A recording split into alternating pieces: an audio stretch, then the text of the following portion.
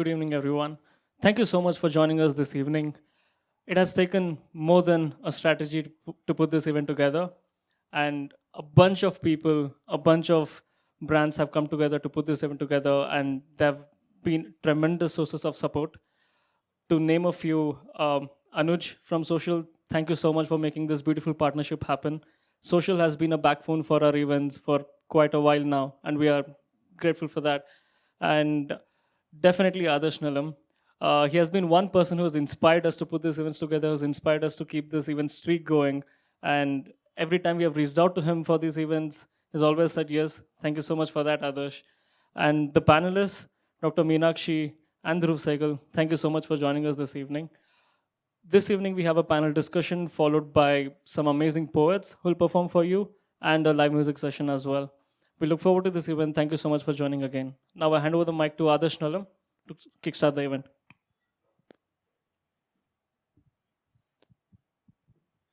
Thanks, Prithvi. Thank you to the Cadabams group for having us here for this event on mental health and relationships. It's Valentine's Day on Sunday, and I'm here moderating a discussion, so clearly I have no trouble finding partners. But before we talk about my problems, let's introduce a very, very interesting panel for you. We've got a clinician, and we also have someone from the arts and culture to explore both the cultural side of relationships and what it means to us, and also more rigorously the academic and scientific side. I'm just going to read out the introductions because my memory is not a problem. So first off, we have Dr. Meenakshi Banerjee, who is a clinical psychologist at MindTalk, Cadabams. She graduated from Lady Shri Ram College and completed her postgraduate degree from Ambedkar University in Delhi.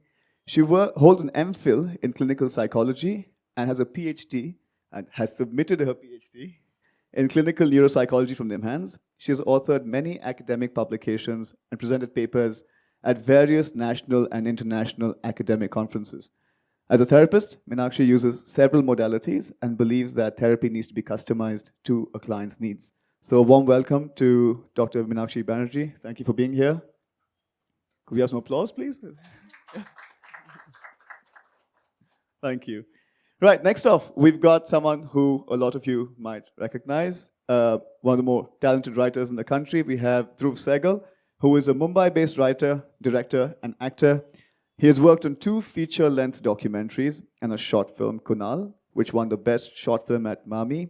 He's most popular for being the head writer and actor of the hugely successful Netflix original Little Things. Any applause? Thank you. Dhruv's received the Best Series Award in the Comedy Romance category at the Critics' Choice Shorts and Series Awards. He has also won awards for Best Writer and Actor from the same guys.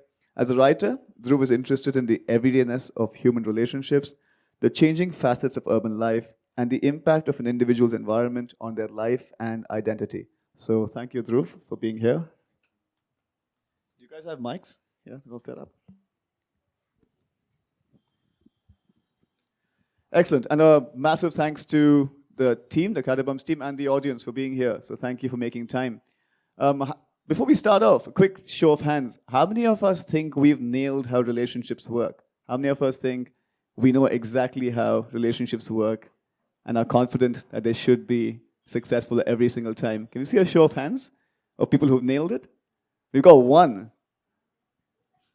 That's fantastic. Nice, nice, nice. Very good. Is your significant other here as well, or why isn't your hand up? She works hard enough for the both of us. Very nice, very nice. All right, guys, let's get started. We've got a short and sharp discussion. We're tackling a few interesting topics, so let's get started. I'm going to start with you, Meenakshi. Oh, hello. Right, from an evolutionary standpoint, just relationships are so crucial to our well-being. All of us in our little textbooks have man is a social animal read out to us in every single school. But at the same time, for some reason, they continue to be a source of just interest and distress on some level. So what is it about them that keeps us so confused sometimes? And why are they so important? Right. So I think one of the most important perspectives to understand relationships, especially from the evolutionary perspective, is to understand the attachment needs and how important attachment is for an infant, right? So, to survive, we need caregivers to be able to provide to our specific needs. So, depending on my temperament as a child, if I'm a difficult child, how do I want my caregiver to react to me? And more importantly, how my caregiver did react to me to be able to kind of soothe me if I'm difficult or if I'm, slow to warm up, as we call it, temperamentally. And those determine our attachment needs later on in life, right? Specifically from our partners, right? So we can develop different kinds of attachment needs if our temperaments and our caregivers' care has been relatively in good sync. Then we're going to like form very secure attachments, right? I'm going to be okay with a lot of what my partner does, and I'm going to be able to say my needs very well to my partner. But if there's been some difficulty in those matching of, my paternal or maternal caregiver, then there's going to be a slight conflict, right? And we could develop different or difficult kind of attachment needs, some of which could be anxious attachment needs, where I'm constantly looking for my partner for self-affirmation, for validation, or they could be avoidant needs because I feel like, hey, my partner is not going to be able to give me what I need, so I'm just going to kind of be walled off and shut out a little bit. Or they could be disorganized attachment needs where I'm anxious and avoidant at the same time, right? So it depends so much on evolution in terms of what I can make good of in terms of my attachment needs. And that's why relationships are so important, because we're always constantly going to be needing a partner, right? No, that makes a lot of sense. It's intrinsic to us from a very young stage and continues to develop, and just brings me to Dhruv. Now, your show, Little Things, is based on a functional adult relationship to a large extent. And from your perspective, what is the role a relationship plays in someone's life, in someone's sense of well-being? What is your take on it as a creator and as a person as well? I guess when we were thinking about the show, the only rule that I had is that let the two have freedom to express themselves. Because more and more I felt in my own personal life, at work, in the industry that I find myself in, the people and the closest of friends that I had, that is always some level of hesitance in being yourself, even in the relationships that I've had. And I was just trying to explore, what if there is a relationship where two people don't have this whole idea of censorship in their heads? How far can they go? And it more or less just felt like friendship, And so then that became sort of the center point of the show. And in some sense of my life also. And how much can you express yourself, I guess. And more or less, I think for me personally, that's the game when it comes to relationship. And the day that you feel you're not able to express yourself because the other person is not able to express themselves even more, sometimes it throws you off. And so it's more like, for me at least, it's all about just being yourself and having the space to be yourself, or given the space, or creating an environment. Now that craft of the environment is the tricky part. Yeah. So it just came from this space of how do you be yourself. Right. So we talked about self-expression and freedom being essential. And one thing that stands out to me is when you say, for me personally, which brings me to a part where we have to understand where for every single person, what a healthy, safe relationship constitutes is actually quite different. I think that boils down to partly your early stage development and also partly to your adult expectations. So I was hoping you could talk to that for a bit. What is the importance of expectations? All of us walk in and, unless your last name is Buddha and your first name is Gautam, it's a bit slippery to go in saying that happiness is the lack of desire. But we all have expectations. So how do they matter to a relationship? So like I was talking about attachment styles, and I feel like your expectations from your partners specifically, but also from your other relationships, highly dependent on your attachment styles. So if you are, someone who's slightly anxious, and this is all on a continuum, what I'm talking about, the anxious and avoidant and all of that. No one's completely anxious or completely avoidant. But if you have slightly more anxious attachment style, you're going to be needing much more validation from your partner, right? So you need to know that they're there at every point when you feel insecure about them, right? If you're an avoidant kind of partner, too much kind of emotional cues from your partner might be, a little too much for you, and you're going to be like, why do you keep calling me, and why do you keep doing this, right? Right. And that you need more instrumental kind of help rather than more emotional kind of help if you're an avoidant partner. So expectations from relationship depends so much on what your emotional and psychological needs are. And the most important thing, I think, would be to be able to understand those through your relationships and be able to address them. And like Dhruv said, kind of be able to communicate them before the crisis happens, right? Because these attachment styles actually really flare up when you have a crisis in the relationship. So it's important to be able to be aware of them and be able to communicate them, these expectations. And the key, of course, is communication. Yeah, that's... I'm going to jump back a little bit because you talk about having insecure attachment styles or avoidant attachment styles for that matter. And you talked about how a relationship is the freedom to be myself. Now, for some of us, I think for some people in the audience as well, the struggle is I don't even know what myself is. So how do I first figure out what my attachment style is? How do I know I'm avoidant and not just incredible? Sure. So I think one perspective is to understand whether you have a very secure attachment style, which I think is relatively rare. I think we all fall in some spectrum. But if you have a very secure attachment style, any trouble in the relationship, any uncertainty in the relationship would make you focus on more problem-focused kind of perspective to the communication, right? Like, I think a little things, it seemed like you both were able to eventually come to a problem-focused kind of understanding where you're like, hey, this is what's happening and we need to figure this out. Like, how am I going to, I'm feeling like this and the other partner is like, I'm feeling like this and maybe this is the problem, let's solve this, right? And that's obviously a very best case scenario in most situations. What mostly happens is that if we have any of these anxious avoidant kind of styles, we focus a lot on problem focused, right? Hey, I'm feeling like this, you always do this to me, you're always cribbing, or you're always distant, or you're never calling me, or you're always calling me. So things like that, right? So you want to be able to catch these signs when they happen and be able to determine where is this coming from, right? I know it's difficult, but I think over time we all kind of are able to understand. If we know what we're talking about, if we know where we're coming from, we'd be able to understand. Yeah. Okay. Yeah, fair enough. Sounds simple enough in theory. Or if you're not, you can come to a professional and ask There you go. us. That's it, guys. But I think this whole most thing is a times you're plug. able to. This whole thing is a plug to seek help. Now, coming back to you, Dhruv, I mean, you sound quite zen-like when you talk about these things. And I don't know if that's your internal environment, but externally it does come across like you've thought about these and reflected on them to a certain extent. And I guess as a creator, a big part of your process is to put yourself out there and be judged. So vulnerability is inherent to what you do in that sense. So when you're setting expectations with the partner, are there any specific guidelines you keep in mind? Whether, I know we know the buzzwords like open communication and things like that. But what are your mantras with expectation setting? Anything but Zen.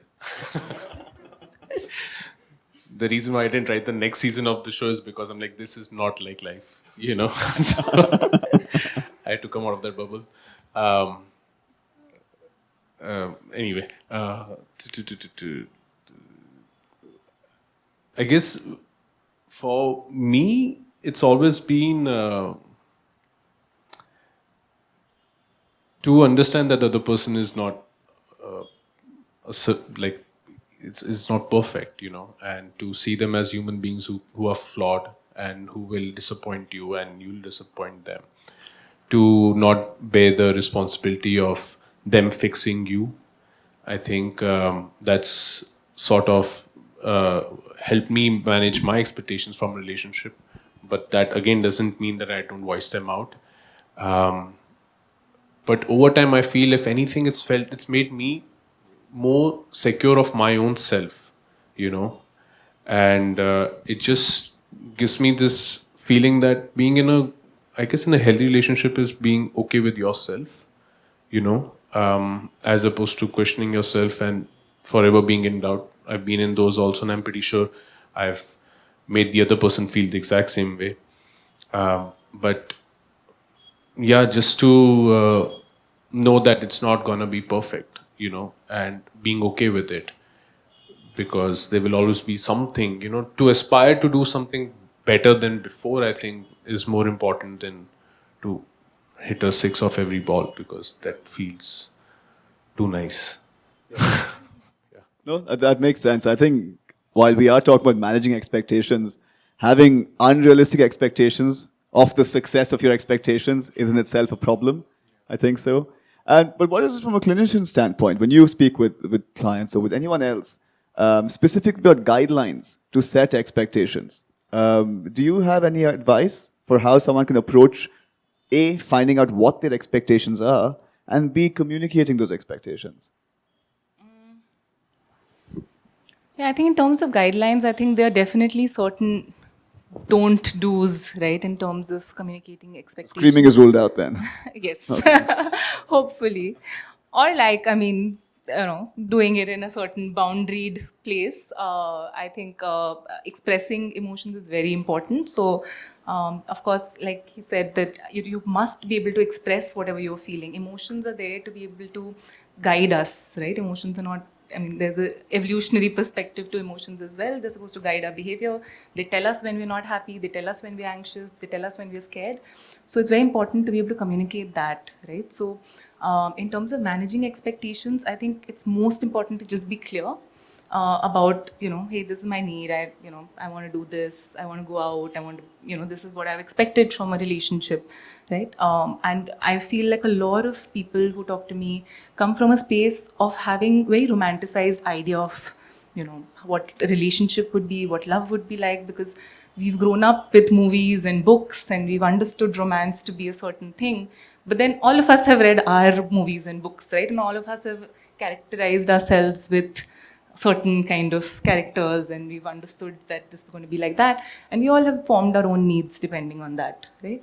So it's important to be able to say it, and to also be able to say that, hey, I'm not going to be able to do this, right? Can we talk about this? Can we come to a middle ground about this, right? So those would be the most important things. In terms of what not to do is to kind of focus a lot on finding faults with, and that's a lot of what we do, right? It's like, if things are not going my way, I'm going to look for why they're not going my way. I think the important part is to always keep the focus balanced between yourself and your partner, right? Because the idea is that everyone should be happy in the relationship, otherwise it's not going to work. So I think that would be the most important kind of communication guideline. Okay. So focus, self-awareness, grounding, and some balance. Sure, yeah. Fair enough. Dhruv, you talked about in our briefing session and even publicly about your experience with anxiety to a certain extent. And this brings me back to the conversation about balance, right? Now, balance can happen over a continuum. Every situation itself can't be balanced. If I've fallen down a set of stairs, we can't be putting balm on everyone unless you're looking for a lawsuit. So the idea here is, if you're going through a rough day and that continues for, say, a couple of weeks, so you need more understanding from your partner, that's your expectation. What if you find that that imbalance starts to develop, where one partner is looking for, say, either care or support or hearing, and the other doesn't? So in that case, what does the caregiver do, in your opinion? How do they have their expectations met? Well, in my case, I stopped looking at them as the only source of help in that, because sometimes, like during the phase when I have anxiety and during that spell, I find it very difficult to even make anyone else understand what the hell am I going through. It's so difficult to articulate. It's like explaining someone after coming from a 20-hour shoot day that, oh, I'm so tired, and then they'll ask you why you tired. You just sat in the vanity, and you're like, but that was tiring. You can't articulate everything perfectly well, right? But and this may sound like a romanticization of life, but my mind takes me back to the things that my parents have sometimes taught me in childhood and something like that, and when I realized that they were going through some shit, and how maybe one of them said something positive, and what my mother says to me, when I was a kid, or what she says to me even now. So somehow I find that somewhere in the periphery of my mind, right at the corners or the edges, there are things that are out there to sort of protect me. And there could be a book that I read, there could be a song, there could even be some biryani or whatever it is, But that's where I find refuge. I try to save myself there first, because it's very difficult to. It's a road to disappointment, because if I'm like, why can't you understand? Why can't you understand? It reached a point so much where I had to research how do you live with somebody who has anxiety, and I had to take out all those papers and articles, and I had to email them to my partners. So Right. this is what you Right. have to do, and that's education for that person. That's education for me also. But it's such a long road to. To go to that point, sometimes it takes years, it takes decades. We are in a time where there's some level of awareness, in fact great awareness, at least on platforms like Instagram and all that somehow you keep getting hints on how to survive, and you still may not do great. But I think the answers are not answers, but there are some clues, there's some help somewhere always there. And I don't rely on only one thing for anything, not for my source of happiness or sadness.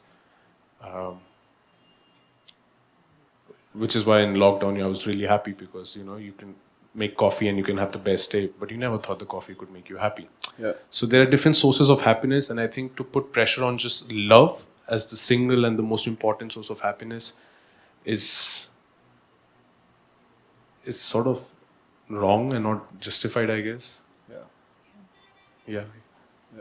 No, I think that makes a lot of sense. I think even from a financial standpoint, people talk about having a diversified portfolio so you can spread your risk and you can spread your gains. I think happiness is very similar.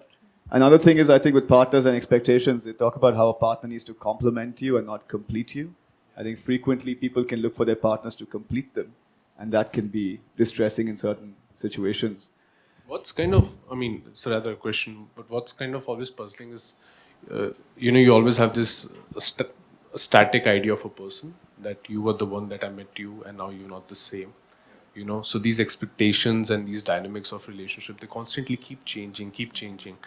So the moment you think that you figured it out and it's good, there's a voice in my head, I'm like, give it 2 more weeks. You'll start thinking about things in a way that you've never thought of. So for me, it's nothing but a massive work in progress project, and you do it because there's gratification, and you do it because it may not be the only source of happiness, but it's the biggest source of happiness in some cases. But yeah, I've always seen it as, ये तो project है lifelong. ये तो वो film है जो कभी बनने नहीं वाली, but ये लिखता रहूँगा मैं पूरी life, Yeah, so it's like evolving all the time. Yeah. No, I can imagine expectations being quite organic, and we're looking for certainty, right? Because we're so terrified of uncertainty that we're looking for certainty and something more defined, and expectations are evolving constantly. And that's what brings me to the other side of things. Now, expectations are what you want. It's what you would like to have. But then there's the other side, or at least the complementary side, which is boundaries, which is what you will not tolerate, which tend to be a bit more, well, rigid, so to speak. I'm unlikely to start enjoying getting smacked in August. I don't like it in February, but that's not going to change later either. So what would you say about how people approach boundary setting? And do you think, in your experience of speaking with people, that is often a stumbling block in relationships, inadequate boundaries or boundaries set without much thinking behind them? Yeah, hugely. I think boundaries are not set without much thinking behind them, and that's also an issue, right? Because boundary expectations I don't think a lot of couples talk about boundaries in the starting of their relationship, because it's not a topic that's very well understood or discussed. I think there are two parts to boundaries, psychological boundaries at least. One is about containment, right? How do you contain yourself psychologically in terms of your emotions and whatever's going on inside you? Are you going to, if I'm really angry, do I kind of contain myself, or do I just throw this on my partner, right? The other part of boundaries would be, how do I protect myself? Because boundaries are also protective, right? So if my partner is throwing something at me constantly, am I going to just take that in, and I'm just going to kind of, if my partner is really angry one day because of some reason, and he comes and tells me, you're really worthless and you're really useless, you don't even help me, am I just going to take that in? Is my boundary that weak? So boundaries should also be protective. And I feel like that's when your question comes in terms of or your understanding comes in when you say that, you must have multiple sources of self-validation, of your self-concept, of your self-identity, because if your partner becomes the only source, then these boundaries are obviously going to be quite, too porous, right? On the other hand, the other problem with psychological boundaries are sometimes if we've had kind of a long-term relationship and we've had these difficult patterns, but we've lived in the relationship, we can also be very walled off, right? So we've decided that, okay, I'm just going to be, like, my boundaries are going to be really rigid. Like, whatever my partner is saying, they're going to keep saying this, and I'm just going to be content because it unnerves me so much to be able to put that in, right? So I think the most important part about boundaries in relationship would be that you keep them porous, right? Adequately porous, where you're protected and you're contained, but you're also not walled off to your partner. I think, again, coming back to little things, because I keep, now that you're here, I'm being able to think. I think there was a point in little things where you're just walled off and you stopped communicating, and I think you and your partner overcome it quite well. I mean, the resolution is good, and that's, I think, would be the best way to kind of talk about communication of boundaries, right? To be able to point this out and to figure out what you're doing in terms of this and come to a level ground, so to say. Yeah. No, I think that makes a lot of sense. But Dhruv, you and I spoke in the briefing call as well about how, over time, and when do you set a limit? Let's say you set these boundaries, you set these expectations, and you frequently find that the partner tends to cross those lines. At what point in time do you decide that you're being compassionate, you're being a pushover, you're being too lenient? At what point in time do you decide that you can't tolerate this anymore? Are there any signs you've looked for in the past? No, not really. I think those boundaries, I mean, that time limit is very intangible, I guess. It's more about respect. When you feel there's a lack of respect, because if the other person is doing something which doesn't sit well with you and deliberately doing it for some sort of power, I think that screws up with your head. So it could be as much as an hour and it could be as much as a lifetime, I guess. I don't know. But I think it's about shouldn't screw up with your idea of self and your idea of respect. I don't know. Maybe I don't know about this, to be very honest. But I think, yeah, shouldn't make you feel bad about yourself. To having set boundaries. I mean, what also usually happens when you set a boundary, the other person feels, oh, my freedom is taken away, whatever that boundary might be, So the other person feels, oh, I'm not going to be myself then. If you are setting the rules, I guess. But it's like a plus and minus. I mean, you don't have to do everything that you want to do, maybe, so that there's a greater good that is at offer, So if you can do those calculations, it's really messed up. But I think it's important to do those calculations in order to be stable and secure, I guess. No, that's a fair point. It's just that, when we talk about relationships and frequently talk about the appropriate practices in relationships, we almost approach it from a psychology today / relationships today standpoint, where we assume that everyone's on a sort of neutral timeline, where I'm capable of, say, knowing who myself is. I'm capable of setting these boundaries. But we've talked about this, and we've said that certain vulnerable populations aren't capable of that. What if you've been deprived of basic love and compassion at an early stage, and your self-image is clearly quite toxic, and you have self-esteem issues? At that point in time, you're officially a validation parasite. You're no longer someone looking for love. You're thriving on this validation. So could you speak to how self-esteem can affect how people set boundaries, or how people manage the boundaries that someone else has set? I think Dhruv also kind of brought in the self-esteem part, and I was just thinking, so imagine this on like a grid, right? Where, so boundarylessness is on one end, where you're constantly kind of throwing your emotions around. When you're angry, you're always throwing that around. If you're like always upset, you're throwing that around. And a very walled off self. Okay, so imagine this on the x-axis, and then imagine a self-esteem axis on the y-axis, which is grandiosity on one end, where you feel very superior. You come from a position that, hey, I'm with you, even though you're like this, and what else can I do? I'm there. So that's a very superior position to take. Or there can be this self-esteem, kind of lower position, or so we call it, like the one down position, where you feel like, he's there for me at least, even though I'm like this, I'm such a toxic person in the relationship. So there would bound to be these two perspectives if there are difficulties in terms of self-esteem and boundaries. And it's important to recognize where you are. So you could be one down and kind of, like inferior with like walled off. And that's obviously this place where you're just like, okay, I'm a horrible partner, and I'm just around. I'm not going to talk about my needs. I'm just in the relationship. Or you could be, kind of one down, but on the superior continuum.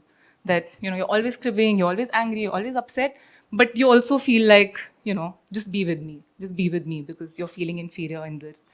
Or you could be like this one up and superior, and then you're just like, hey, like I'm with you, and, so that kind of position. Or you're one down, but you're boundaryless, right? So I think it's important for you to realize on which continuum of self-esteem and boundary you are in terms of your communications to your partner. And I know it takes time, but over time you will be able to figure out when you have conflicts, how do you respond to your partner. And likewise, to be able to balance this out eventually, because the healthiest relationship or the most good self-esteems are formed when everyone's equal in the relationship, right? When no one's like one up, one down, and things like that, right? So I think that would be important, to be able to recognize it and then talk about it. Where am I going wrong? Am I looking for power in this relationship? Am I constantly trying to be one up because I need that power? And that's very common in relationships. I think when you said that, the other person would feel like now they're restricting me. So do they have the power? So I think it's important to talk about power in terms of boundaries in relationship. Yeah. That sounds like a lot of work. There's self-awareness, there's communication. Relationships a lot of work. Sounds That's like it. true. Sounds like it. But, that's the thing, right? So now we communicate, we express ourselves, we set these boundaries, we manage expectations, and despite our best efforts, we end up experiencing a breakup in some cases, right? How many people in the audience have experienced a breakup at some point in time in their lives? Your hand has not gone up for this one. What? That's incredible. The first person. It's fair to say, I think a fair amount of people have experienced a breakup. And it's obviously, each of you have had the worst experience possible. My heart goes out to you. Although mine is the most painful. I win. But Dhruv, for you as a creator, right? When you're dealing with emotional experiences, that's where audiences connect with what you make, fundamentally. Are there any specific ways you approach a breakup when you're coming up with an idea for how to write it, besides the violin and the crying? And the autumn leaves. The autumn leaves, yeah. The signature bottle. Nahi yaar, it's just... sadly, the shows that I've written about breakups, they haven't been made. Because nobody wants those shows. I wrote an entire thing called Anatomy of a Breakup, but don't think that it will see the light of the day. But it's again about respect, for me at least. The moment I felt that there is no amount of respect left in this person for me, or there's no amount of self-respect left for myself, it's game over. Because, everything can be fixed, but that I feel. Which is why it's very important, which is why people also say things which they know will hurt the other person the most. So this is what we've done in the show, where we show them fight. We pick on things which we know are the weak, the weak points. And that's when you know that the other person is not empathetic towards your weaknesses. I don't know how to fix a breakup, but I know how it feels. So it just feels like there's no respect left. Yeah, I've done the same to the other person also, sadly. So, yeah. That's the thing. I think causing them is quite easy, but fixing them is a bit tricky. And for some reason, even though they're so prevalent, and we've had this in the history of mankind, we still seem to ache when they happen, especially the first time. It's a very unique kind of pain. It's someone's taken your heart out, jumped on it, put it back in, and closed it, and told you it's fine. You walk back home thinking, why does it still hurt so much? But what is it about that? Why does that pain hurt so much more? Like, you fail exams, you're a little annoyed. You're not devastated. But what is it about a breakup that makes that pain so unique, psychologically speaking?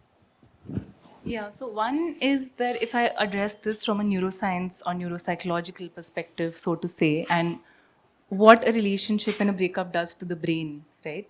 So we have an emotional part of the brain somewhere here, the temporal part of our brain. It's called the limbic system, and it's very sensitive to anxiety and fear, right? Again, evolutionarily, we need to be kind of careful of what gives us anxiety and fear, right? And breakups trigger it like nothing else, because that's one thing you really want to avoid. You do not want to kind of be in that position where your self-esteem, self-efficacy, your kind of concept of self is hurt, right?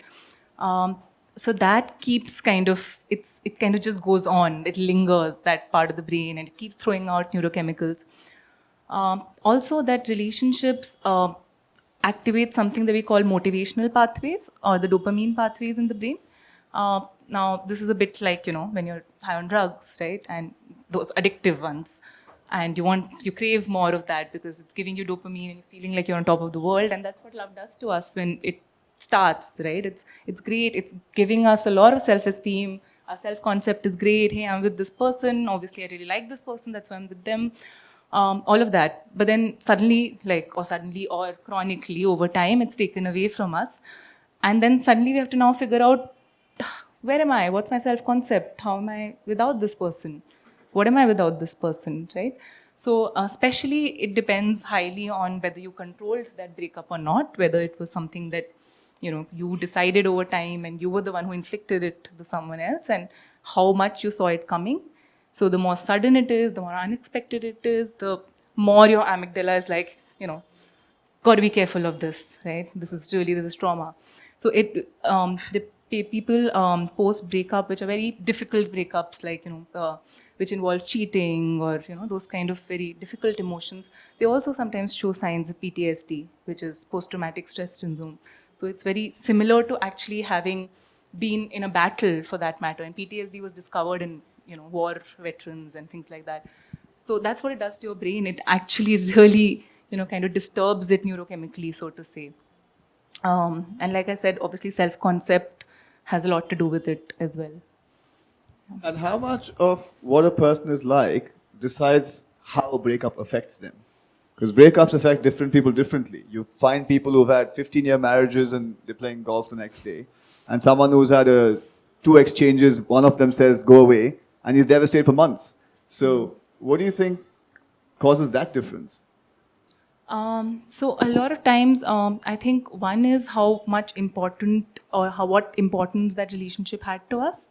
But I'll go back to the the attachment styles as well, because it depends largely on attachment styles as well. So someone who is an avoidant kind of attachment style has already suppressed so many of their feelings, right? They already thought that, I'm not going to get my emotional needs. Compared to an anxious attachment style person who's looking for those attachment needs constantly, and then suddenly realizes that now there's no chance. Now, even if I pursue, there's no chance that I'm going to get it because now we've broken up. So I think that would be largely how I would say it affects you. But of course, whether you saw it coming or not, what it does to your self-concept, what this relationship meant to you in a larger framework, socio-culturally as well, right? I mean, were you actually looking to marry this person? Were you in a relatively kind of figuring out your relationships zone, or all of those things would also matter, I suppose. Okay. Can I ask you something? I find this to be extremely unfair thing about life, that your attachment style, which is true, as you're saying, determines how you spend most of your life, but you don't have any say in that almost as a kid, right? And so is there any way to cheat out of that thing? Because it almost feels like a gift you didn't ask for, and everything. Now that I'm in a long-term relationship, I can clearly draw, okay, my partner is behaving like this because this is what happened with her when she was a kid, X, Y, Z, and I'm behaving like this because I've spent all my time alone by myself.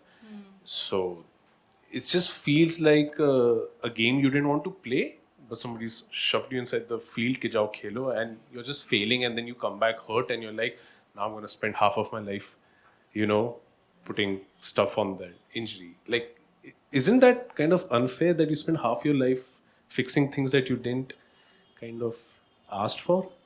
Or more than that, I guess? Okay, I'm gonna have to question God about this. Like, honestly, Why did you put not me my here? territory. But yeah, I do feel it is unfair. But I also feel like attachment styles, although they can't be changed completely, I don't think you can completely like neurobiologically change the whole thing. But I do think that a lot of it can be worked out. If you have a good partner who's kind of listening to you, who's ready to kind of work on this, and like I said, relationships are very rewarding, but a lot of hard work, right? Like anything else that's very rewarding. So you can kind of change those insecurities and things like that to quite an extent. Right? Also, of course, I would say that if they're very, very severe needs, I would say that talk to someone, talk to a professional. Think about therapy. It does help. It helps you to kind of at least rebuild a certain narrative of your story. Like just kind of work on that narrative that you've had, because I feel like sometimes you're also very focused on this relatively dysfunctional narrative sometimes. No, I think I'm kind of with you on the same page where your attachment style, like I said, is set for you in your early years and formative years. At the same time, I feel like these strengths and weaknesses are quite contextual. Certain kinds of behaviors could be very helpful in a crisis, for instance. You might not be prone to completely losing your shit, so to speak, but you might just suppress how you communicate in a relationship. Yeah, and you're forced to suppress because you take a loan from the bank to fund your education. Yeah. And you have to work, and you don't have time or the energy to feel sad. You keep suppressing. Then, Yeah. life moves ahead, and that's when you Yes. realize, fuck, kind of happened. Yeah. And that's what Christian Ryan says, right? He says that just when I figured out how to dance, the lights come on. And that's one of the problems. So now we know that relationships are tough. We know that hurt is inevitable. We know it's unfair. So it's an optimistic start to your Valentine's Day. So good thing we have alcohol here, guys. But I think coming back to it, right, now we know that everyone's going to experience a breakup. It's going to happen to most of us, except obviously the person I dislike already, but the perfect couple back there. But all of us have different ways of tackling it, right? I just want to show hands for the ways in which some of us have coped with our breakups in the past. So can I have a show of hands for people who talk to their friends? When you break up, you talk to your friend. Okay? Okay, so when you break up, you get a drink. Okay, when you break up, you set big, hairy, audacious goals and prove to the other person that they messed up. Yeah. Ryan Gosling is nothing on me. And when you break up, you get a haircut. Okay. Not too bad, not too bad. Someone's done all three. That's fantastic. What's the strangest thing you've done? Have you done anything bizarre? You're a writer as well, so I'd imagine you've written like a very romantic song and like rapped it backwards.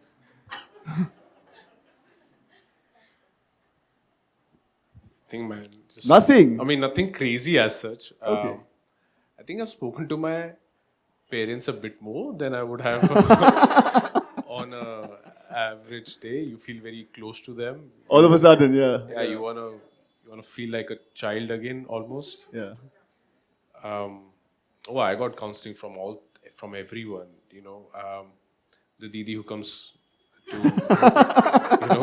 work at my house, and she's seen me in all my phases. So once she's dusting my writing table and I'm sitting, and usually I'm the one sitting on the writing table, and she says, "Hato, main kar deti hu," right? And I'm sitting on the bed, and then she looks at me and she realizes that my ex has not been coming since 2 months, and she says, "ठीक हो जाएगा भैया, कोई इतना सब ठीक हो जाता है, ये याद रखना, एंड में सब ठीक हो जाता है." I didn't even ask, but so I think that helped.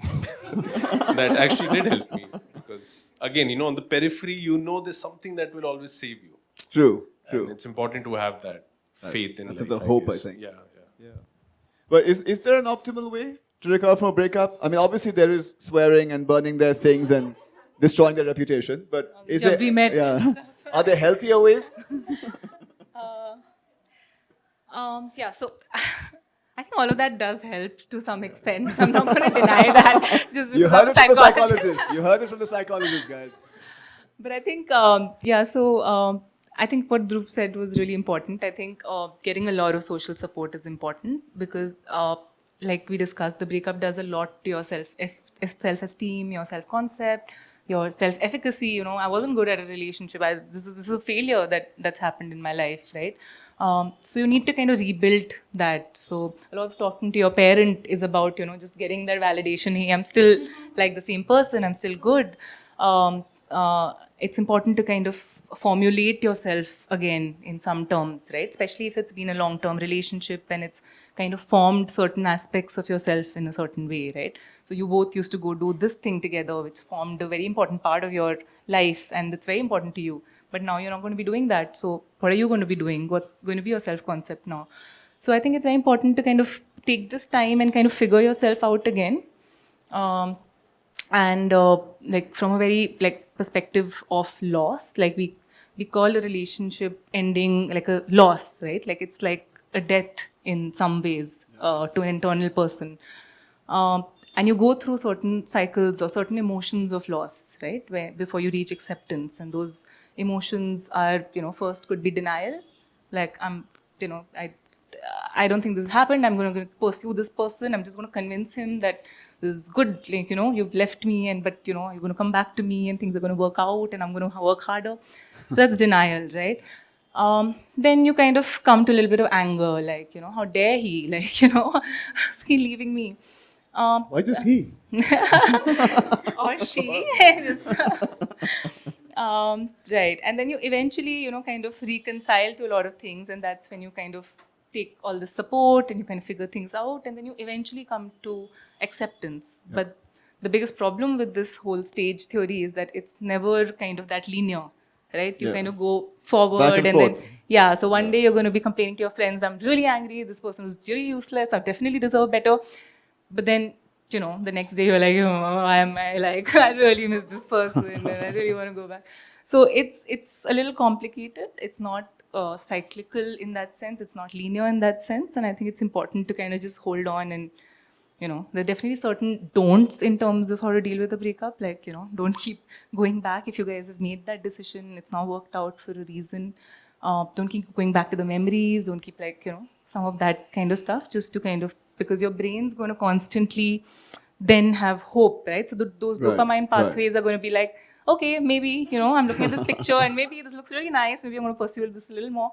So you don't want to keep doing that to yourself. But that's so much harder with social media. It's so easy to stalk people. I've never done it, but I know friends who have, and I tell them not to do it. You've really never done this? Obviously not. Yeah. You not see how sorted I am? No, I can imagine that. I mean, we've gone through expectations, boundaries, attachment, unfairness, and breakups, and all this depressing stuff. So thank you for being here. But there are also some exciting bits. There's about finding new people. There's about dating. There's about getting to know someone. And we all have different ways of doing that. In the past, it was simpler, if not the most humane, where you go to a closed room and say, here's your husband, and that's it. But it got a bit better over time, right? Now, unfortunately, with the institution of family declining a bit, there's workplaces, there's casual dating apps, there's the street, which is the worst route to take because the police will get involved. And then there's just conversations. But what is your thinking about finding a partner? Like, let's say the casual dating culture for that matter. How have you seen people make choices about who they find, how they find them? What do they do to go ahead and find someone? Walk around with candy in their pocket? Maybe. Okay. No, yeah, like we were discussing, I guess all of us know one couple that have, ended up together through these apps. Yeah. So it's important to not look down upon them, and it's important to not term them as frivolous because they've genuinely made some people happy. Yeah. And for the other who was not kind of looking for something very secure or very full-time, not full-time, very... Unpaid. Yeah. In the kitchen. Very long-term, I guess. I mean, if it's made people like that also happy. But again, it kind of chips into your idea of self. And I personally have had the experience that, I was always under the impression that this is only about this one night and the story will start and end right here. But it's never about that, it always has some sort of long lasting impact in your mind, and to the point that that impact has like for years, like 4 or 5 years, every time you see a photo of a person that you've been very intimate with, for a very short amount of time, you don't know anything else about them. There's some degree of objectification that is involved, sadly. There is some degree of lack of love for self. Also, you feel bad about yourself. And that's not the case with every person that you kind of meet on these dating apps. But it is so much of a, after a point, it becomes, you're playing a game, and you stop kind of, I don't know, it's I also think that, this whole idea of this dating apps will be more clear to us after 5-10 years. Right. The damage and the benefits, and it'll be more thorough then. I feel we are too much, we are right at the middle of it right now. I remember I went on Tinder when I had just released, so I used to consider myself amongst the cool people, because that it was not hooking up app. It was an app for people who were experimental about life and who were interested in things, Yeah. And then I went into a relationship, then I came out of a relationship, and then I went again on Tinder, and it had changed completely. Then you have to play the game differently. Yeah. Yeah. And I know, and because I was living with two other boys, and all three of us were on Tinder, all three of us were seeing the same people on it, and it was really fun at that time, and it was funny also. And one person gets matched by the same girl, but she's not replying. So it was too much of these mind games, which I think kind of screwed up with all of us to some degree. I mean, I remember this one time we were in Big Bazaar, and my roommate, he finally got a match after like 3-4 weeks, and we were buying vegetables and other groceries, and he just said, "Just reply, man." I'm like, "What the hell? What happened?" He's like, "She's not replying, dude." I'm like, "Okay, she will." And he was genuinely hurt, Right. and he's still on it. So maybe the hurt didn't last for too long. But there is this impact that, there's some sort of, there's some impact. I'm not able to articulate it very well. But it's not just about that one moment when you met this person. Right. Yeah, it's not that fickle. Yeah, or frivolous also. Yeah. They make it sound like that. They make it sound like that. Yes. Designed to be deleted. Yes. Just mildly beta. But now we're coming back to the idea of the range of apps you've got. I mean, honestly, I think you have more dating apps than you have apps you can buy meat on. It's it's the same market, but yeah, it's quite bizarre, really. But what are some of the boundaries you can set when you're going in, right? How much do your motivations matter when you're going on these things? Any experience, it doesn't have to be about dating apps. I think just dating in general. How much would you say, for you as a professional as well, how much do intentions matter to the experience? Yeah, so I think intentions matter the most to the experience, right? So what you are going to get out of that experience depends on how you're going into that experience. Most importantly, what is your motivation to go into this experience as well, right? In terms of, so am I doing this because, am I going in because I want a long-term partner? Am I looking for something like that? Or am I going in for like a relatively casual encounter and, something like that? Also, in terms of where am I currently in my life, right? Am I doing this because I'm really insecure? I've just broken up and I'm like my partner has recently just told me that they don't want to be with me and I'm feeling like I'm really hurt and I'm just looking for validation and I don't want to do it the hard way. So I just want to find that validation easily on an app. If you're coming from that position, then you're more likely to get further hurt, right? Because you don't know what you're going to find on the app. Right. But if you're coming from a relatively secure place where you're looking at, I'm quite secure, I want a good relationship, I'm here for this. Or even when you're looking for a casual relationship that, I'm here to have fun and, I shift cities very often because of my work and I'm looking for a partner who's also willing to be, interested in something like that. So I think it's important in your head to set that, right, very clearly. Because once you do that, it's much easier to communicate that, and it's much easier to get that out of someone else as well, right?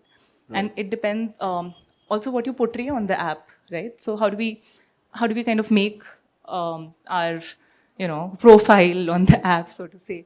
What kind of pictures are we putting? Are we really kind of completely saying who we really are, or are we Of course kind of not. No one's gonna like that. So that's very important, right? So Yeah, how yeah, comfortable yeah. am I with what I'm putting up, True, and true. how much I'm setting myself up for disappointment, or the other person for disappointment, or this whole thing like coming down and crashing on me later. So I think that depends a lot on that. I feel we're always like kind of like with this possible selves that we could have in in terms of who I'm actually am and who I want to aspire to be. So apps have a really like nice way of doing that, right? I could be a little nicer than I look otherwise. I could put my best picture or the picture I look like thinnest or tallest or whatever, and then find a partner accordingly. And if that gets approved, and if everything goes well, then I've become a new self, which is this more positive self in some terms. But if that gets rejected, then like Dhruv said, like why isn't this person replying, and all of that starts coming in. So yeah, so it's always like you set up yourself for either which, and if you're coming from a secure position, you're going to be like finding this easier to deal with. But if you're coming from an insecure position where you're kind of looking for validation on the app, then yeah, maybe that's going to be trouble. It could be troublesome. I think there's so much pressure to be this perfect aesthetic version, to be extremely witty. I've had someone say to me, "Tell me a joke," and I said, "Why?" And then they say, "I'm looking for someone witty, wealthy, sociable, and secure." So it's Wednesday, 3 p.m. I'm talking to you. If I was any of those things, this chat wouldn't happen, sweetheart. It's the most ridiculous thing. I have to break the fourth wall here. How are we doing for time?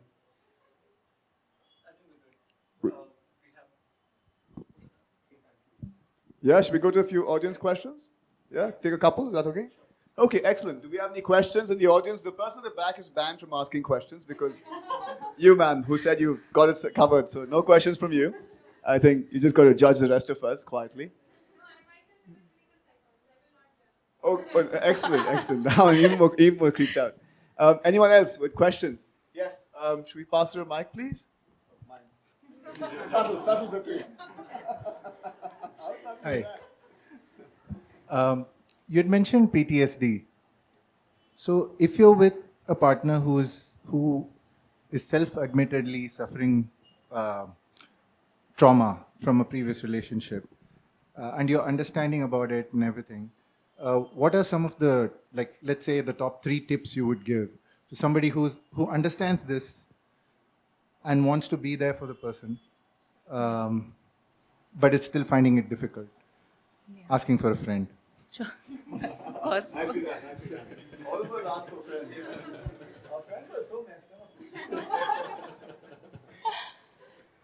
up. Yeah, so I think the most important part is to understand what PTSD is, post-traumatic stress disorder. So the trauma could be caused by a sudden kind of very bad encounter, which has caused that anxiety, or it could be chronically being, abused in some way, emotionally, physically, in a relationship, right, which causes PTSD. So people with PTSD would obviously have trouble with attachment, right? Even if they had secure attachment, this particular PTSD has troubled it because it has changed the way your brain thinks now. Like everything. So PTSD is primarily our limbic system or our emotional part of the brain being very hyperactive. Like it's constantly hyperactive. It's just looking out for danger because it's been in danger for so long that everything, every little sign from someone, if I say something like, people who've been through sexual trauma, every little sign of someone kind of being a little close or just, kind of just having their hand somewhere nearby, it just sparks off that anxiety. Yeah. So from a person who's kind of helping this person out as a partner or as a friend, it would be important to be able to be okay with some of this sparking off, right? Primarily, that is how you deal with this. And provide more and more safe spaces, be patient. It takes a long time to kind of redo and rewire your brain processes. The idea is that they kind of slowly start to process the trauma from a more frontal part of the brain, the more here and now part of the brain, reprocess, re-understand that trauma. Of course, if it's PTSD, I would highly suggest that they talk to a professional as well, because that'll help them. But as a partner, you could just provide those safe spaces, allow them to have these, meltdowns or breakdowns, and not kind of be like, why are you still having this, or this was just nothing. Avoid those kind of responses. Yeah, next question. So this is coming from an evolutionary standpoint. Are we, okay, so what I mean is, when we were hunter-gatherer tribes before we became agrarian societies and then developed into what we are today, there have been research papers that say that, mostly humanity used to be polygamous. Do you think that we have confined ourselves to be creatures that we weren't meant to be, with the whole marriage and you should be monogamous, that kind of a dialogue? Do you think that that has affected our psychology? And if so, should we talk more about polygamous relationships? Should that be in the mainstream conversation more often? Is that healthy psychologically? Yeah, I just want to ask that. I think we had a discussion a little bit about that. Would you like to take that one? I just have something silly to say, nothing. We were shooting and the director just said that in your poly relationships, there's so many rules to follow. In your mono relationships, there's only one. So it's just easier. But sorry, there's nothing constructive that I can say to that. I wonder about the same thing, to be honest. So, yeah. I think we did have a word about this, and I've been on debates that we've had between clinical psychologists about open marriages, and how do we, because we've not been taught when we were taught clinical psychology, because there weren't any Indian context books to teach how to handle open marriages or open relationships, and then as a therapist, as a clinical psychologist, how do we take this in, because it's true. I mean, from a kind of evolutionary perspective, it is difficult, and monogamous relationships could be difficult. But I personally feel that it depends a lot on what your motivations are in terms of what you want to do and where you want to take this. I would agree with Dhruv that we've seen people in open marriages, and a lot of time, a lot of issues come up with that as well, right? Because there are rules like, if you're seeing someone outside this particular main relationship, then you see them say 3 times, But what if there's a 4th time?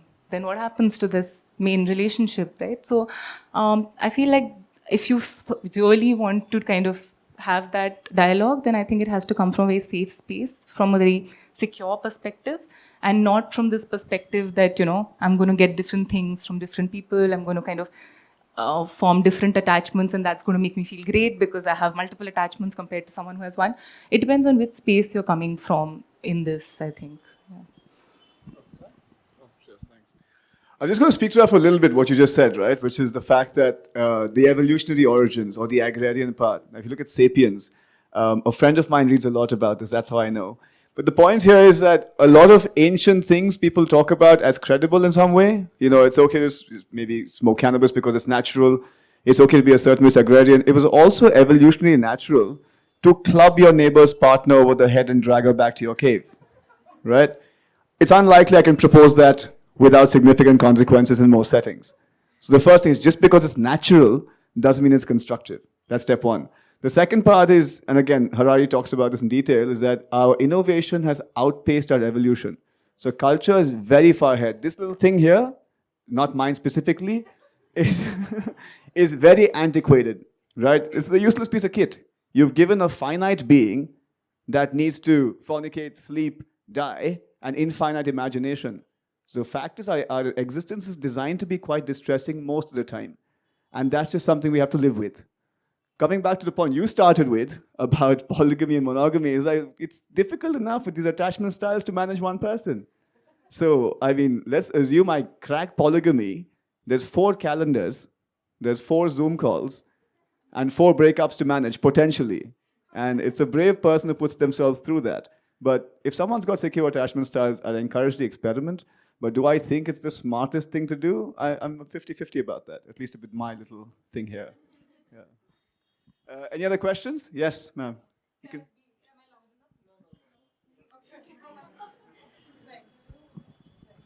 Hi, sorry. Hi, I hope you're all doing well. Also, I don't know if this was discussed earlier because I came in a little late, but this is one thing that has been affecting me a lot, especially because of the shows this person makes and all of that.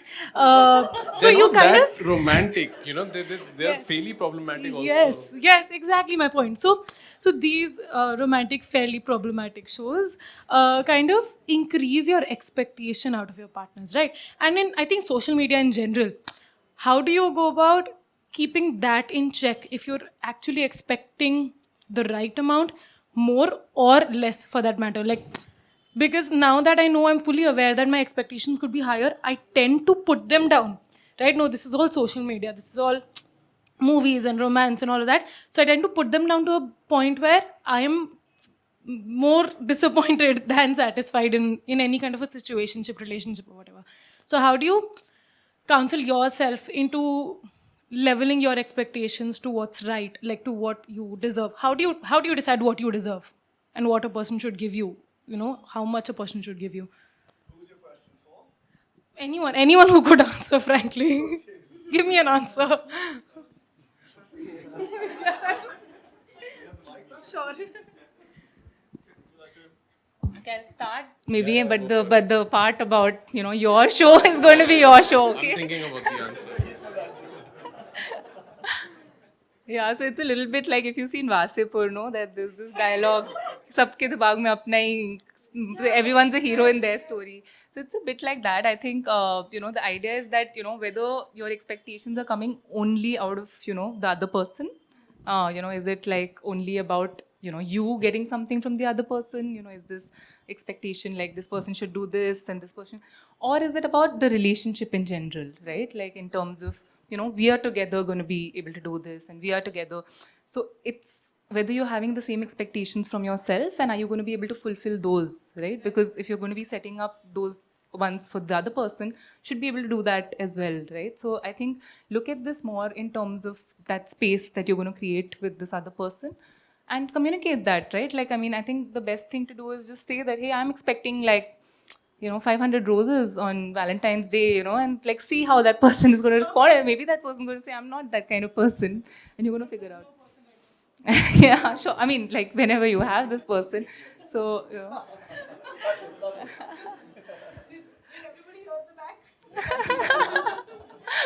I also think like when it comes to shows like Little Things or similar shows, it's also about what quality of that particular relationship is aspirational. You know, if the quality that we are talking about is again about respect, is about open dialogue, it's about freedom of expression, amongst other things, it's really no harm in kind of talking about it. If the aspirational quality of a particular show, like your our Bollywood films of 90s are about sacrifice is the real form of love, and living a miserable life and being unhappy in a marriage, but thinking this is culturally correct and this is love. I think one needs to figure out what they're consuming and what about that is aspirational. And different people have different aspirations, right? Um, but yeah, having said that, I think everything should be still grounded in reality. It can't just be like hawa mein. That's a different genre. That's also nice and refreshing. But I guess when it's about relationships, yeah, that the lens of aspiration, I think, is very, very important. A question? Yeah. Okay. Hi.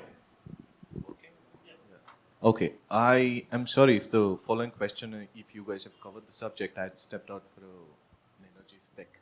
Anyway, so the question is that in terms of mental health and relationships, I get that Dr. Banerjee spoke about your mindset before you enter a specific date or an interaction, about what you want, whether it's a long term or a short term or any of that. But in terms of a long term, by long term, I'm talking about the same person meeting multiple partners, right? So that in that specific context, what are the differences between the online bunch of interactions and the offline bunch of interactions? Like, which one are more healthier? That's the question. Who's your question for? Either. In fact, all three. So you're asking if what is healthier between online and offline? Is that necessarily what your question is? Yeah, I mean, honestly, I think people tend to be healthier or otherwise. Would you want a more secure person meeting someone online versus someone a bit more neurotic meeting someone offline? I think the medium plays a role, but I think the person plays a more significant role. I think we're at a point where online, offline is just a question of what you're using, right? If I met someone, say, at this venue or on Tinder later, it's the physical meeting that makes a difference. That's just the entry point. So I don't know if there's a significant difference in terms of online versus offline as a medium. However, I think when it comes to your identity, if you're the kind of person who's more prone to projecting an ideal self, someone who people will like, I think online is risky because you have the benefit of anonymity, you have the benefit of someone not seeing who you actually are, so that embellishment can cause insecurity later. But if you're someone who's quite authentic and says, this is what I am, take it or leave it, I think both mediums could work quite well. But if I'm edgier and a little more on the anxious side, I think offline is better because there's less chance for me to just fake a personality I have to live up to later. So I think it's about keeping uncertainty down. The medium, I don't know if it's that relevant, if that makes sense to you. Okay, great.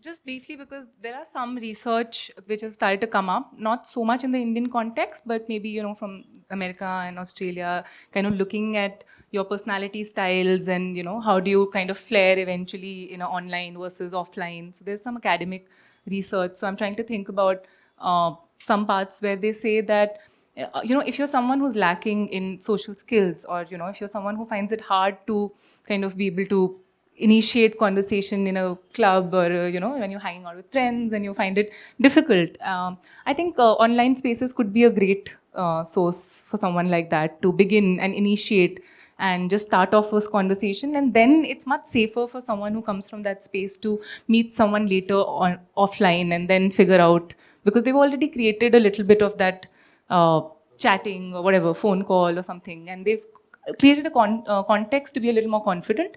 So as much as I've read recently, this is what the research says. But again, we don't have much research on this in the Indian context. That's just coming up. So we'll have to wait and find out. Like Dhruv said, maybe in another 5 years, we'll have a bit more context to this.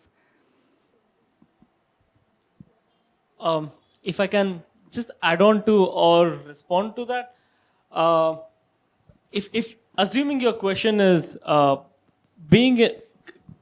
being out there for casually dating online versus offline, which one has lesser negative impact on your personality or psychologically? If that is your question, here's what I believe. I might be wrong, but you can please feel free to correct me. When you're online, what you're putting at stake is your self-image, because your perception or your belief that this app is meant for this, where I'm supposed to get a person or I'm supposed to meet a person who would be willing to indulge in a casual relationship. There's a context set there. In offline, there is no context because you're meeting a person, that person may or may not be in a relationship, that person may or may not be interested in casual dating, that person may or may not be willing to talk to strangers. But online, there's a set context where the person is willing for all three. All the three check boxes are ticked. Offline, it's an open world out there. So online, if you're rejected or if you don't get any matches, that has a more negative impact on your perception of self or your self-image compared to offline. Because if you get rejected, the reasons might be many. But online, if you get rejected, the reasons are very few. Either you're ugly or a few of them.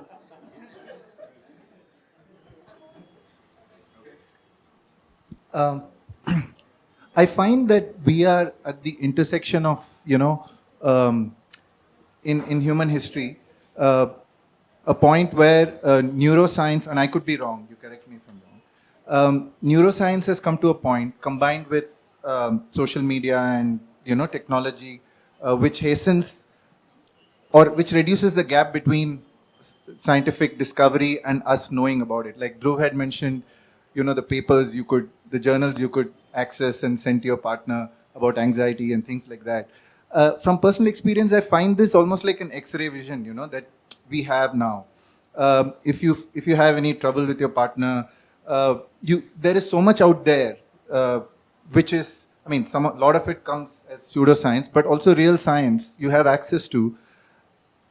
And at least I find myself observing things in a partner and quickly arriving at certain conclusions because, oh, this must be this, and there are all these buzzwords and stuff, which comes in the way of passion.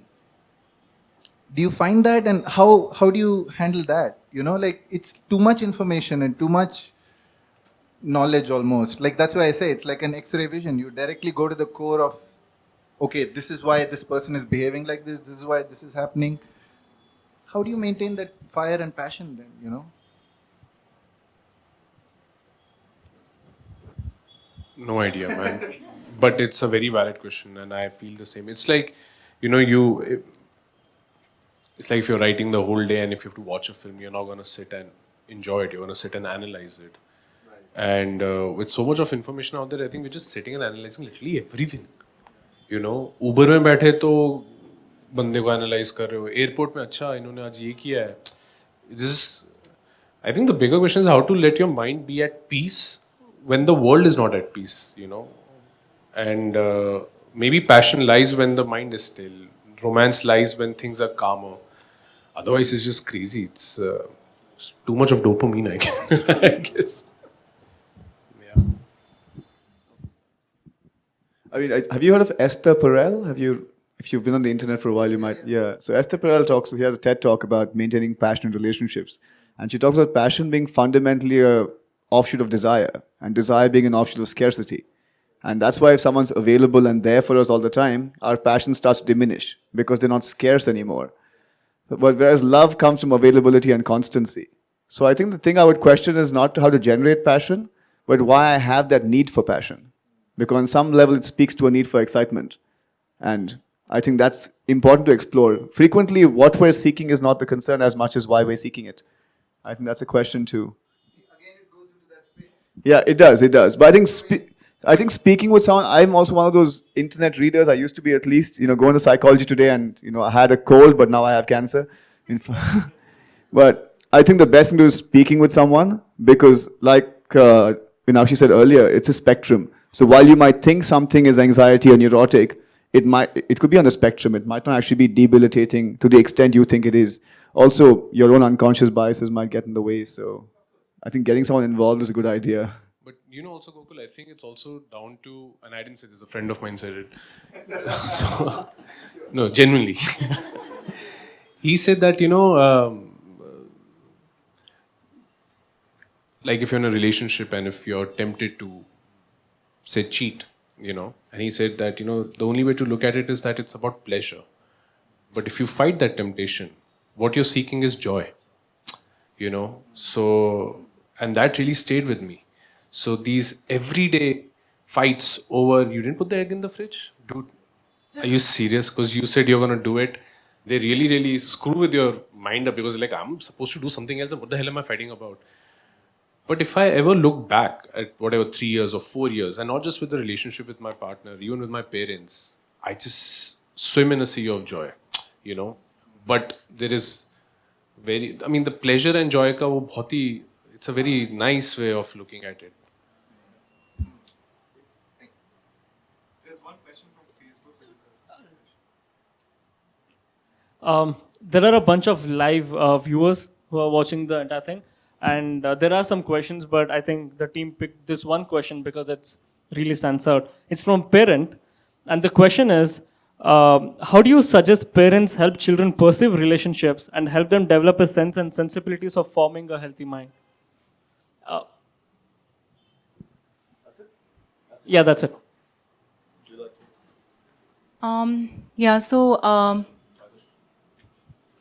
I think it's important, one, to figure out what age group you're talking about, because now I see that a lot of children from a very early age group, like I think 5th, 6th standard, people are saying that I have a boyfriend, I have a girlfriend. So from very early age, these kind of notions have developed, and I think children are really hyper aware, and thanks to all the social media and just watching stuff on television and things like that. And I think it's become very common, and we're not going to be able to kind of keep them away from these relationships. So what's important is for them to be able to teach empathy and reciprocity, most importantly. Also allow them to have that space that they can talk to the parent, right? Because if they're not going to talk to the parent, then that's more trouble. So, let them talk about this, whatever they're kind of experiencing, because I get a lot of clients later, at a much later point, where they've not been able to kind of speak to the parents about this, and then it's become a problematic situation because children that young are not going to be able to handle a lot of these relationships and boundaries and expectations. Like we're saying, all of us at this age are still struggling, right? So it's better that you just provide open spaces for them, teach them reciprocity, teach them empathy, give them good, sex education in terms of, what's okay, what's not okay, things like that. I think that would be most important. That's the answer, I think, yeah? Okay.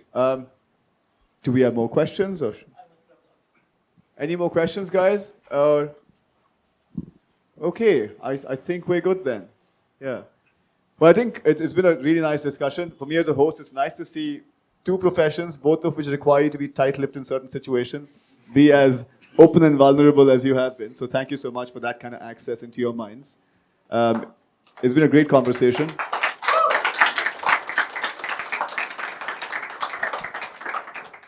And thank you for being an audience that laughed at most of the jokes, because my self-esteem is significantly better now. Yeah. I won't be downloading Tinder or Licious anytime soon. But on that note, thank you so much. Happy Valentine's Day, everyone. And thank you to the panel. Thank you so much, Prithvi and team. It's been fantastic. You have a nice evening, guys. You can clap again if you like. Before the live viewers log out, we have some poetry performances lined up for you around mental health and relationships. First up is Lisa Mandel. Well, I was supposed to read out an introduction, but I don't have it right now. So she is an amazing poet. She has won a bunch of awards. She has performed at a bunch of amazing places. Please put your hands together for Lisa Mandel.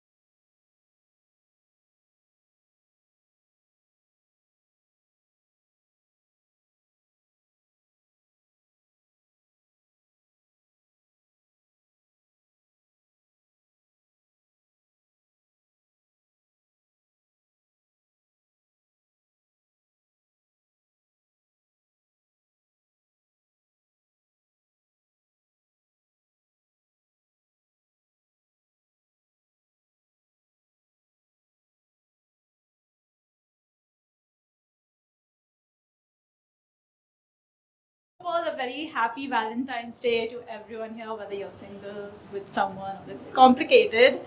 The piece that I'm gonna sort of do today is sort of a story within a poem, and it's something I wrote quite a while back.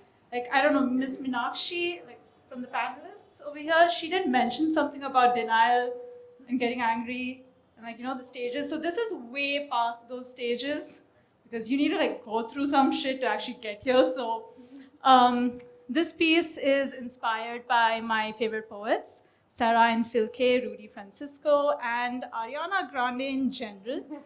So I hope some of you can relate to this. If you do relate, if you like any line, do snap. That's what we usually do. So can we all snap once? Awesome. This one is called Dear Ladka. Dear Ladka, you were the reason I was 5% short of full attendance in additional English classes because I bunked whenever you did. Dear Ladka, you wore bracelets and a chain that my mother would disapprove of instantly. Which is to say, it made me like you instantly. Being a rebel was not something I was used to, but I was only getting started. Dear Ladka, who told his friend I was cute, and that friend was my friend too, so she told me, Ladka found you cute, huh? Dear Ladka, who I found cute, but couldn't gather up the courage to go and tell anyone. So instead, he made it to the special mentions in my diary for 7 consecutive days because I prefer paper over people. Dear Ladka, you seemed too scary to talk to. So I thank college for that particular poster making competition because if there wasn't one, you wouldn't have posted an Instagram story, and 2, I wouldn't have slid into your DMs. Dear Ladka, who brought me breakfast in Tupperware dabbas that I would always forget to return.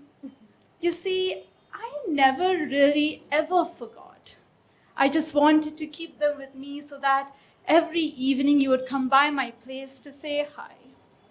Dear Ladka, who had good taste because he loves tea and I love tea and I love he who loves tea, therefore, thank you for being the ginger to my ginger tea. Dear Ladka, who watched me survive every panic attack. Thank you for being my sturdy ground when my own body felt like quicksand. Dear Ladka, who I watched the first 6 episodes of Made in Heaven with. Thank you for being my heaven on earth, which is to say you were my home. Dear Ladka, thank you, because you flew into my heart wearing patience as a cape and kindness as a shield, which is to say you were my superhero. Which is to say, I loved you 3000, which is to say, you were my Iron Man. Thank you for letting me step on your cape, even if it got stained with dirt that you did not deserve. Thank you for letting me throw words on your shield, even if they were too harsh for you to bear. But thank you most of all for teaching me how to turn most of my sorries into thank yous. Dear Ladka, whose name literally translates to smile. Your smile was the only curve that set everything straight. I don't remember when that turned into an upside-down parabola. Dear Ladka, who showed me that love is a religion, and all lovers are each other's gods and goddesses. I can't remember when that love turned into atheism. When did we stop believing in each other?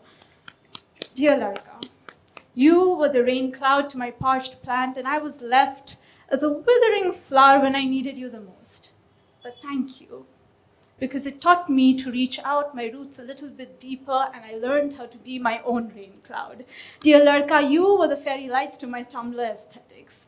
Thank you for trusting me enough to share your music with me, because listening to Codaline became a ritual after you were gone. They say you don't know what you have until you're gone. I did not know I still had that playlist you made for me until you were gone. Dear Ladka, who knew my favorite songs, my favorite Pratik word songs by heart. I wish I could leave you my love, but my heart is a mess. Dear Ladka, with sunset skies for eyes and a sucker for artsy feeds, I hope the person you're sitting and kissing and watching sunsets with right now on your terrace brings all the colors of Bangalore skies into your life that I couldn't. Dear Ladka, who told me, it's better if we don't talk anymore. There were days when I would try to send a text to you. Hey, how's stuff going? How are you? But my eyes poured out more tears than the number of letters my fingers could type, so I let those tears roll down my cheek and wash away the message that I wouldn't have sent anyway. I remember reading this somewhere. Nobody wants to hear this, but sometimes the person you want the most is the person you're best without. Dear Ladka who I first loved, dear Ladka who kind of sort of broke my heart. I am no Shakespeare or Neruda, but I knew that the first love poem that I ever wrote had to be about you. About this, because how else could I preserve something so bittersweet for posterity? Dear Ladka who has nothing to do with my attendance in classes anymore, thank you for stopping by.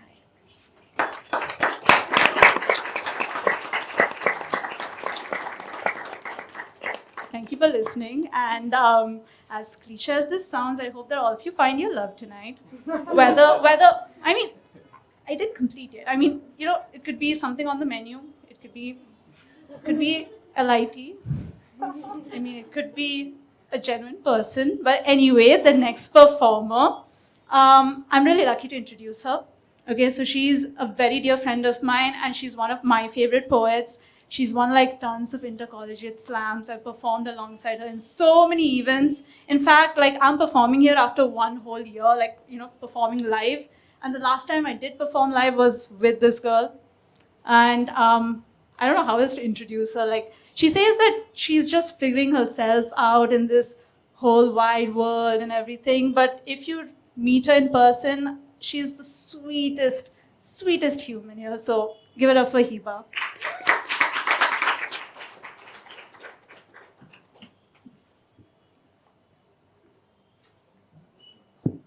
Thank you so much, Lisa. I don't think I deserve that. Okay. Hi. Okay, so my name is Hiba, and I'm a spoken word poet, a spoken word artist. And this piece, this particular poem, is called The Butterfly Effect. To reiterate, the butterfly effect is basically a phenomenon in which something as small and seemingly insignificant as a butterfly flapping its wings can set forth a series of events and result in a weather changing somewhere across the world. So I hope you realize why this piece is called this. And this is how it goes. The person you love sits across from you. You see their eyes wander and their hands travel the sides of the table. You don't know what to say to bring them back. You don't know what to say to make them look at this, at you. Are you the only one seeing this? The person you love sits across from you. In between you is a different universe. You see animated figurines of you dance around. You see the wedding cake figurines waltz to your song. You watch their fingers again, tapping the wood to those very notes, as if they see it too, as if it isn't just you. The person you love sits across from you. Their voice doesn't reach you anymore. Their dimples haven't visited in a really long time. You notice more unfinished books lying around the house. You notice more pages with sentences underlined, as if they were trying to send you a message in a language known to love yet so indecipherable. You see, heartbreak is written in code. We have not fully read it yet. There are no cheat codes to coming out of love unbroken. We have not mastered the language of separation, but we know that it sounds a lot like falling out of love. The syllables are often the same. The person you love sits across from you. They've been getting the sugar in your coffee wrong for months now. You don't take any, but they've been adding it anyway.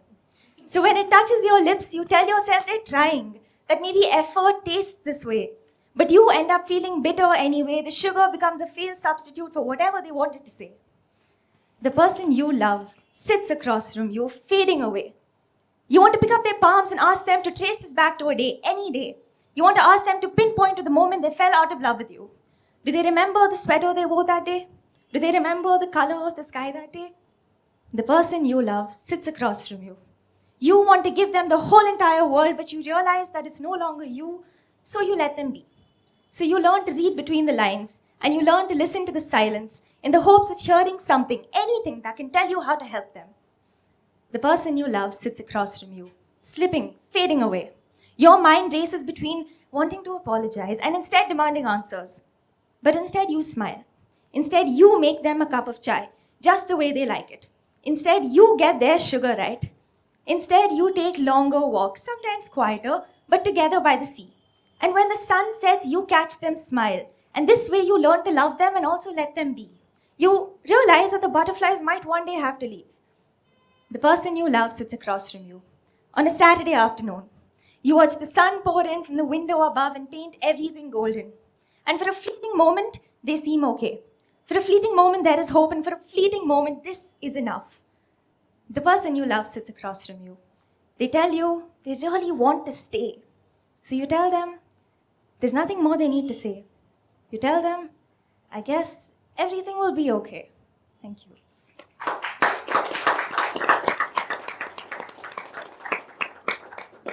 Thank you so much. So the next artist that I'm supposed to introduce is Vishwee. Vishwee is a singer, a composer, a multi-instrumentalist, a music producer. Vishwee is fluent in regional languages. He's performed all over the place, and he is really going to change the mood. Welcome, Vishwee.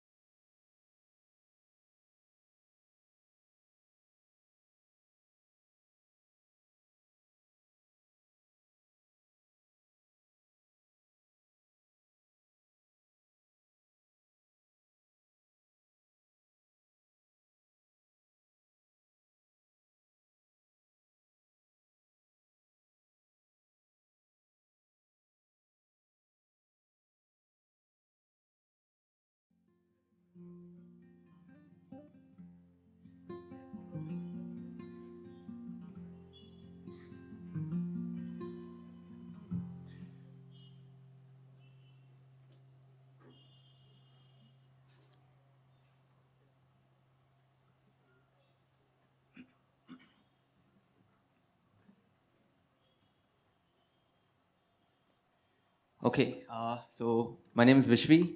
I'm a musician, an independent musician, producer, and thank you for the lovely introduction. I'm a little at a loss for words. I'm very honored to be here today at this wonderful event. Thank you, Cadabams group, for having me here. I'm going to be performing a few originals for you today. And the first one is a song called Gehraiyon. It's a song about finding oneself. And the lyrics were written by a really good friend of mine. Her name is Utkrishti. She's not here today. But yeah, I hope you like this.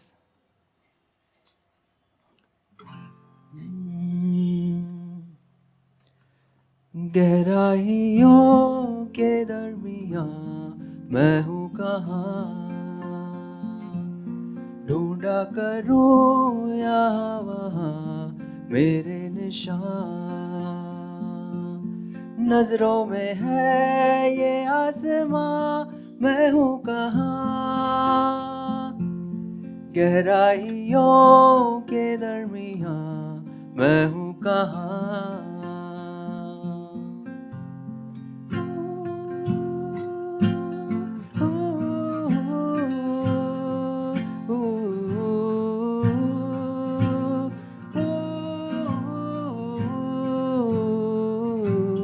गहराइयों के दरमियां मैं हूँ कहाँ ढूंढा करूँ यहाँ वहाँ मेरे निशान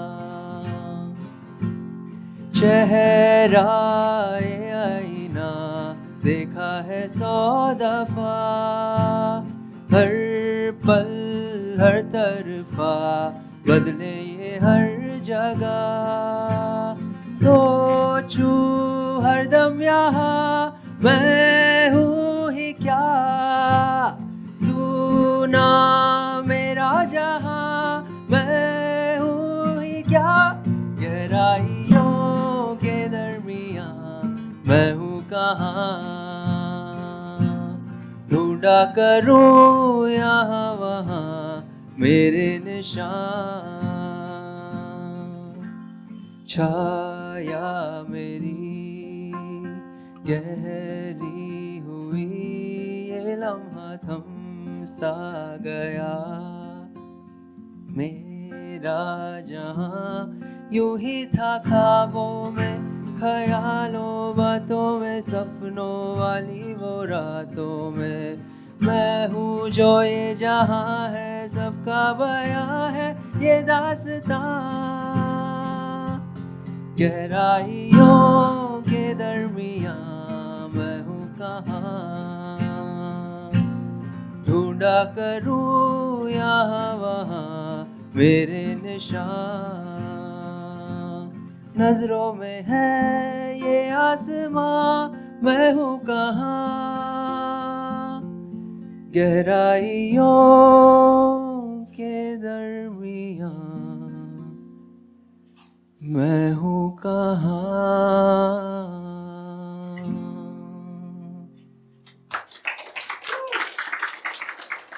Thank you. The next song I'm doing is an original in Kannada, and it's about a journey that we are all on, and it's again a journey about finding oneself. And I really hope you like this. The lyrics for this were written by another friend of mine, Hitesh, and yeah, hope you like this one. ಬೆಳಕು ಮೂಡಿದೆ ಬಾನಿಂದ ಆಚೆ ಚಿಮ್ಮಿ ರೆಕ್ಕೆ ಅರಳಿದೆ ಹಾರಾಡೋ ಆಸೆ ಹೊಮ್ಮಿ ಗಮ್ಯವಿದೆ ದೂರ ಅತಿರಮ್ಯ ಯಾನ ಕಳೆದ ಪ್ರತಿ mile ಭವ್ಯ ಕಾಲಹರಣ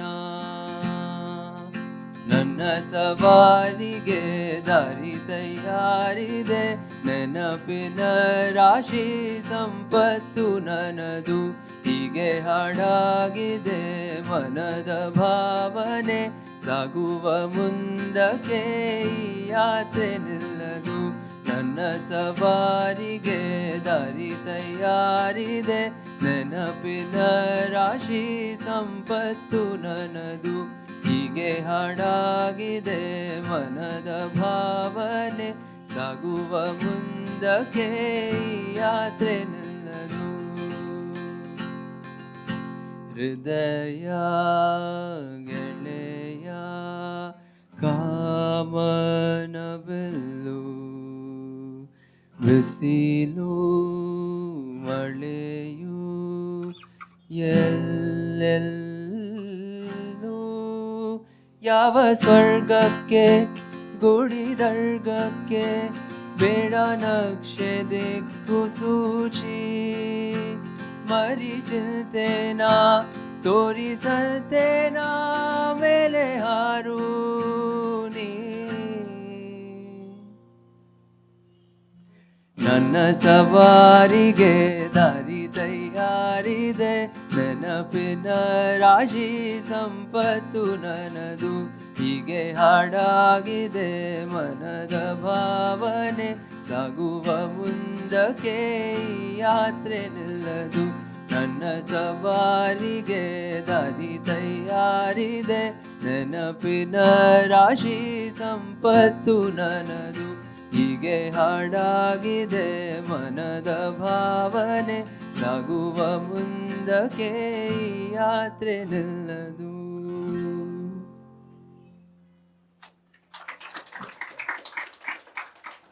And my last song for today, more to the theme, is a famous song. It's a song about love and friendship, and I'm sure most of you know it.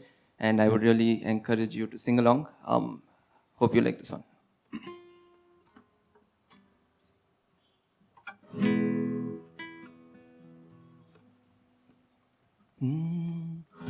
It's all about love and friendship. It's all about love. It's all about love and friendship. It's all about love. It's all about love and friendship.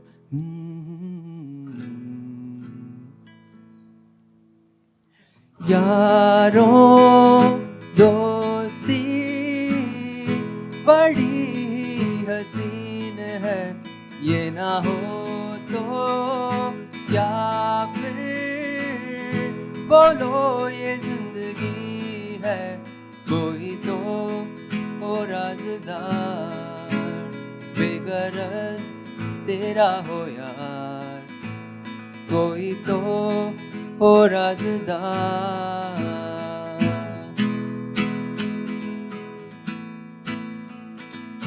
यारों मोहब्बत की तो बंदगी है, ये ना हो तो क्या फिर बोलो ये जिंदगी है, कोई तो दिल भर हो यार, जिसको तुझसे हो प्यार, कोई तो दिल भर हो यार।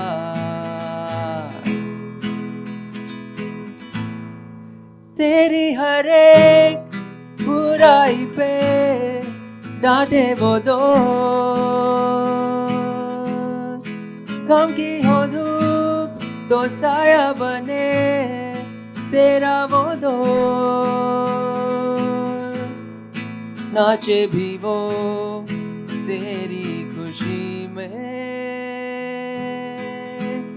अरे यारों दोस्ती बड़ी ही हसीन है, ये ना हो तो क्या फिर बोलो ये जिंदगी है, कोई तो हो राज़दार, बेगरज तेरा हो यार, कोई तो हो राज़दार। तन मन करे तुझ पे फिदा महबूब वो,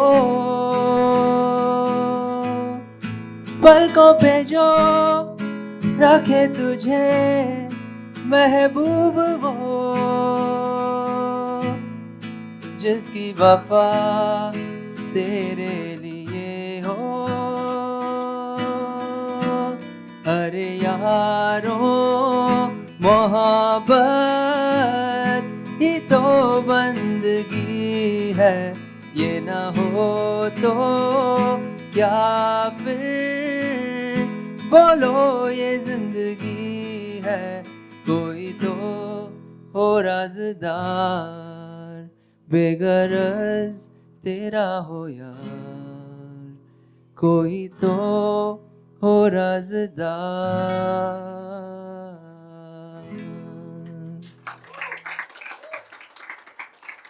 Thank you so much. My name is Vishwee. You'll find the originals that I did on Spotify and Instagram as well. Thank you for having me here today. It was an honor. Thank you.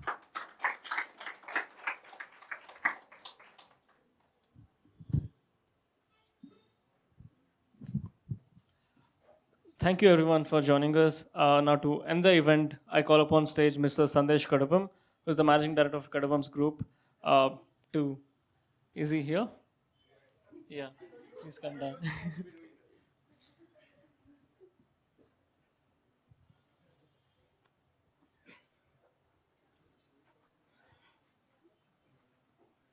All right. So let's call this a little thank you note for everything that has happened.